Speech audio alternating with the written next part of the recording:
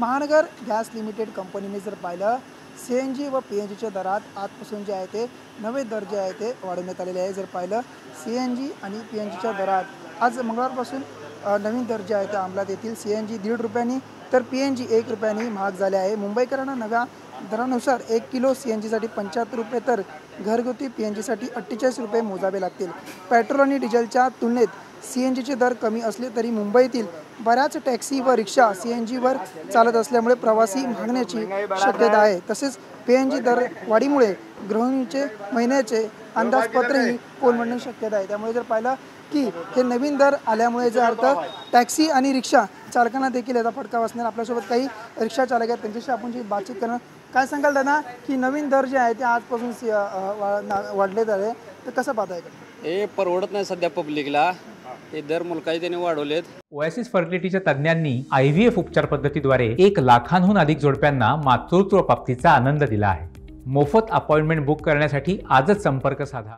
काय उपयोग नाही, सरकार कुठलंही असलं तर काही बिनकामाचं काही त्यांना सरळ काही काम करता येत नाही। सगळं येडवाकडे जिकडे जाईल तिकडे सगळं चोराचोरीचा खेळ आहे, बाकी काय उद्योगांचं नाही। इकडे जा तिकडे जा, कुठलंही आलं कोण जरी आलं महागाई दुनियाची वाढवणारच वाढवणार, त्याचा काय उपयोगाचं नाही। नक्कीच आहे ना, तुमची देखील मागणी होती की तुमचे प्रवासी भाडे जे आहे ते देखील वाढले पाहिजे, तुमची मागणी देखील होती, तर ह्याकडे कसं पाहता? भाडं वाढलं पाहिजे, कस्टमर ते काय कुठल्या कंपनी आले त्या डुप्लिकेट सगळा खेळ आहे, त्याच्यावर कोण RTO फिरटीओ कोण बघत नाही, ते काय नाही, ते 10 रुपयाने 5 रुपयाने किलोमीटर रिक्षावाले ते त्यांच्या स्पर्धा लागली, ती ओला उबेर ते InDrive 5 रुपये किलोमीटरने, ते कोण RTO आहे का नाही येतं, कोण ध्यान देते का नाही त्याला? InDrive बंद करत नाही, ते RTO कोण नाही येतं। नक्कीच आहे की CNG आणि PNGच्या दरात वाढ झाल्यामुळे जे आमचे प्रवासी भाडे देखील वाढले पाहिजे अशी मागणी देखील रिक्षा चालकाकडून केली जाते। आपल्यासोबत काही रिक्षा चालक है, क्या बताओ कि CNG महंगा हो चुका है, क्या बताओ? महंगा तो है ही, CNG तो महंगा हो चुका है। क्या अपना भाड़ा भी बढ़ना चाहिए, ऐसी मांग होती है? बढ़ना चाहिए, पूरा बढ़ना चाहिए। उबेर वाला पैसे नहीं, 14 रुपये पर किलोमीटर देता है, तो 14 में क्या हो सताएगा, उससे ज़्यादा तो भाड़ा CNG वगैरह लग जाता है, हो सकता नहीं आ पाता।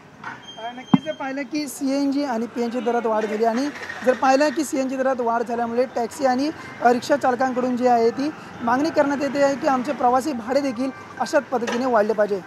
कॅमेरासह अतरसह अविनाश माने, ATV मराठी, मुंबई।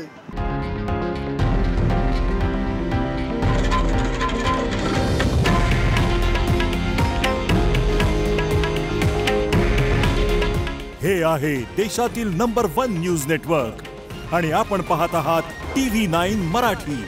काळजी तुमची, हित महाराष्ट्राचं।